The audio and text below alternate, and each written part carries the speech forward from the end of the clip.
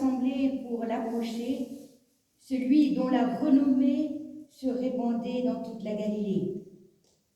Une foule sans doute avec un espoir fou, l'espoir d'une guérison possible, d'une rencontre qui produit cet effet-là, de celle qui relève les accablés et les affligés, pour toutes ces vies blessées et abîmées par la maladie et l'exclusion, l'espoir, l'espoir.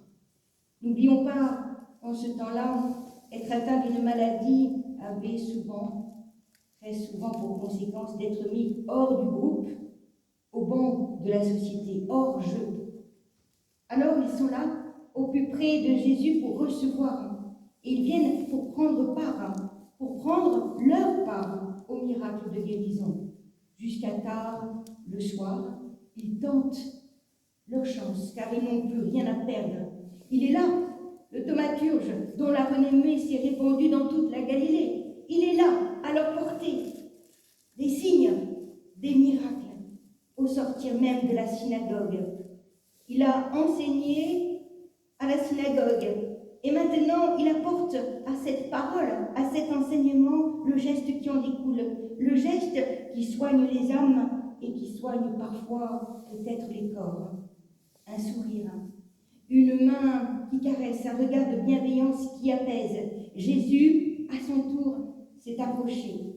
Il s'est approché, lui aussi, et il a produit cette rencontre avec les affligés. On ne sait rien à propos des miracles.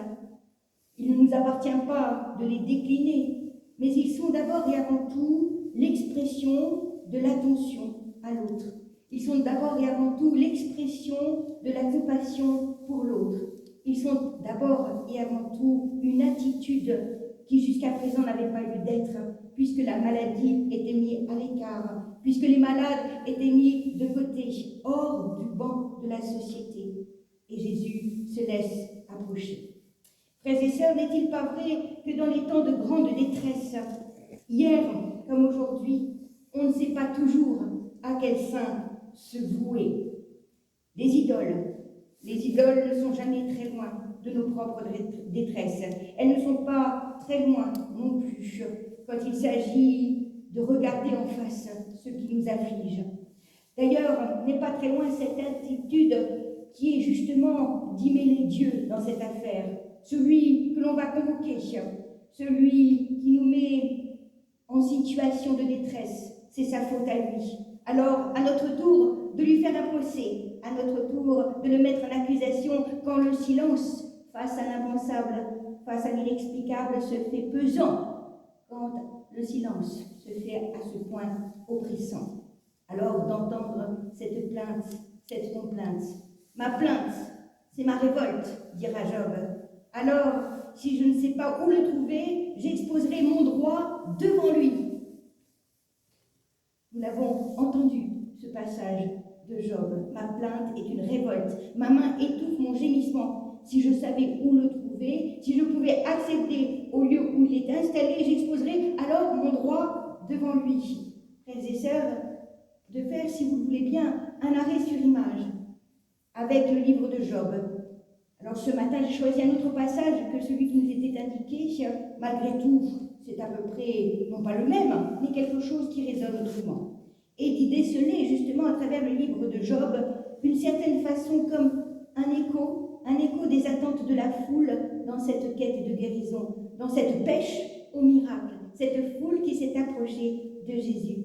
Job, le livre de Job, comme une caisse de résonance au cœur de la maladie, au cœur de la souffrance, qui rejoint cette traversée du désert de Job, qui rejoint chacun et chacune dans son combat avec cette question qui concentre toutes les autres questions.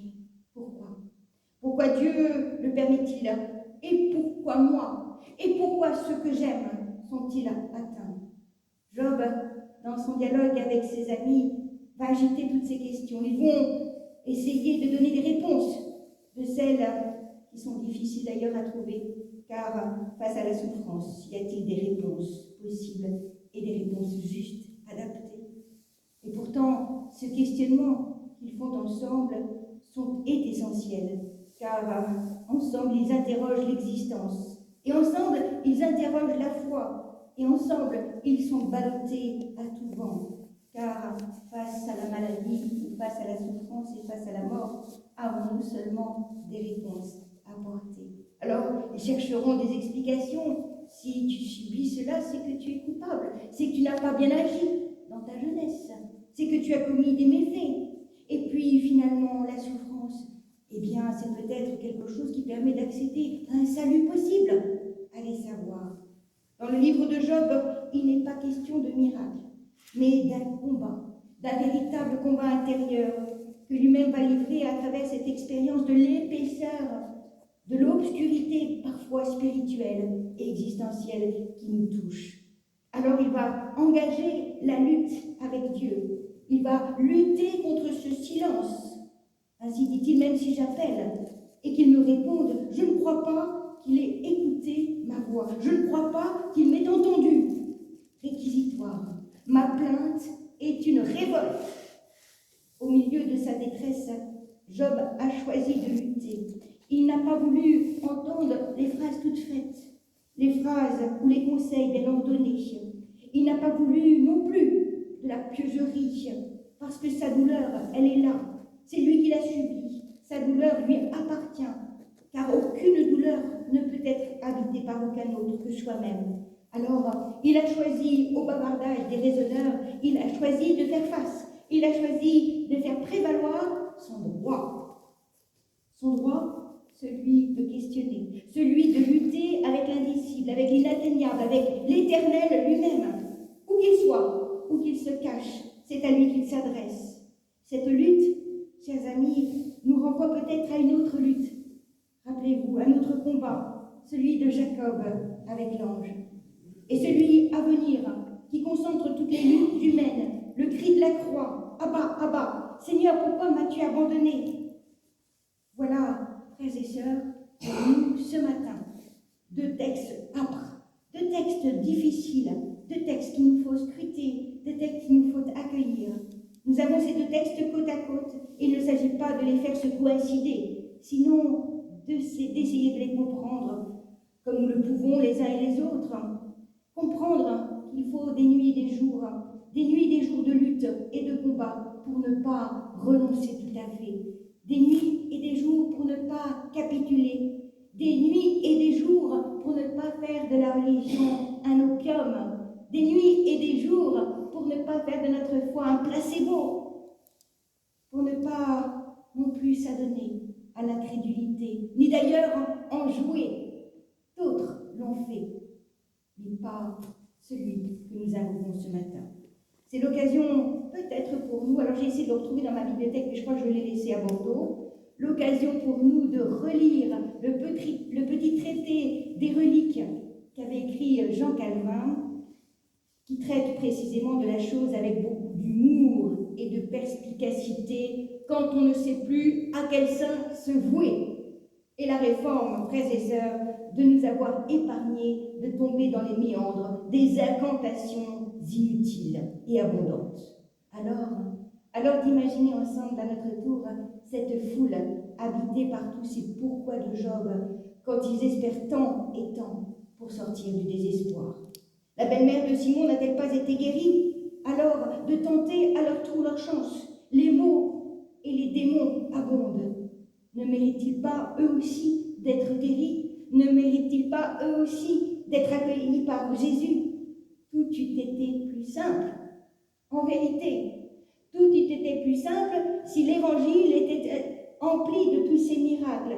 Tout était plus simple si Jésus était resté précisément ce faiseur de miracles. S'il était resté ce thaumaturge-là, du début jusqu'à la fin, on aurait pu frapper à sa porte. On aurait pu le rejoindre, le toucher et se laisser toucher par lui et guérir. Mais il a choisi un autre chemin. Il a poursuivi ce ministère de guérison autrement, donnant de la voix, donnant à voir non pas ce qui est à voir, ce que l'on recherche, à voir des signes et des miracles à cette génération qui en réclame, mais non plus d'ailleurs ni des signes et des miracles ou des réponses seulement. Mais il a donné de la voix pour porter cette parole qui suscite précisément de la vie.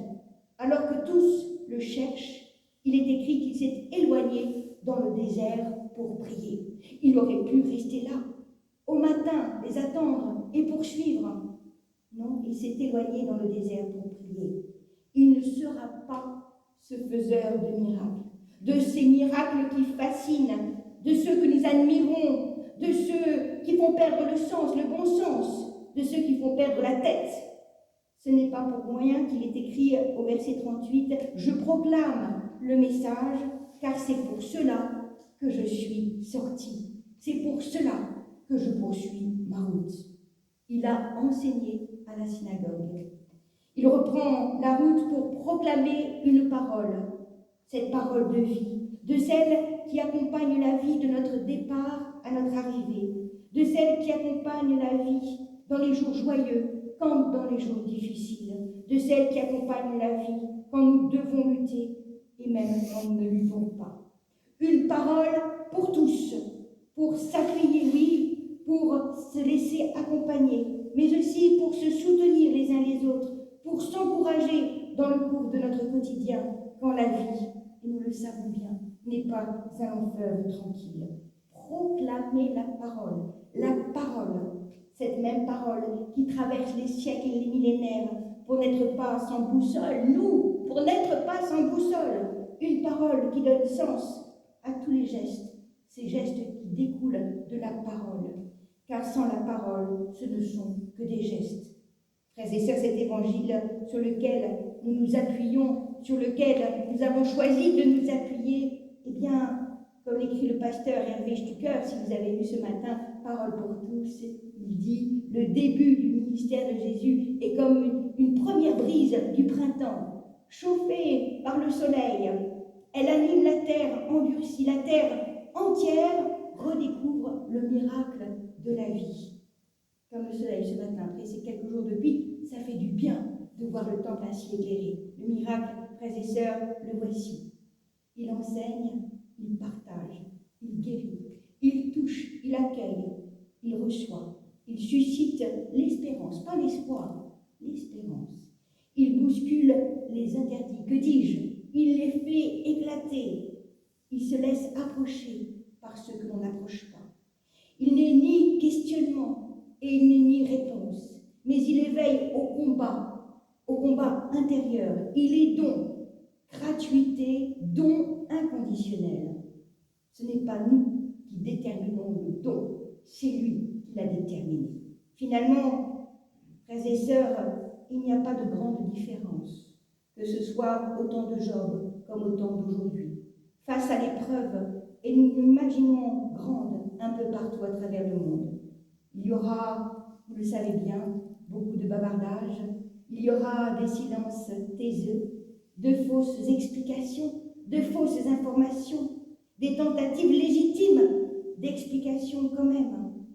Mais dans le fond, il revient à chacun, personnellement, de dépasser les oui-dire et de lutter avec soi-même, en soi-même, et de trouver ce qu'il convient de trouver dans ce vis-à-vis avec Dieu, quitte à l'interpeller, quitte à lui faire un procès, nous aussi, à notre tour. Mais après, que restera-t-il? Pour Job, ce sera la confiance à travers cette expérience de Dieu. Pour Jésus, ce sera cette prière à Gethsémanée. Non pas ce que je veux, mais ce que toi tu veux. Et lui, de nous conduire sur ce chemin qui n'est pas une histoire d'autel, qui n'est pas une histoire sacrificielle, qui n'est pas un mirage, qui n'est pas un artifice, qui n'est pas une histoire de culpabilité, la faute à qui? À Dieu? À moi? Non.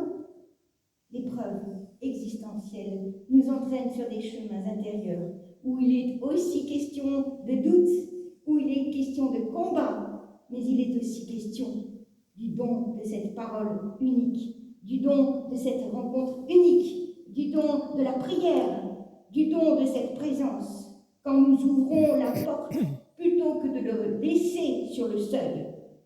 Alors, frères et sœurs, précisément au seuil de l'Évangile, le Christ n'a pas laissé la fascination gagner du terrain, mais il dépose les deux expressions de son incarnation, les deux expressions de sa mission, la parole et le geste, l'enseignement et ce qui en découle, et pas inversement, l'enseignement et ce qui en découle, l'altérité.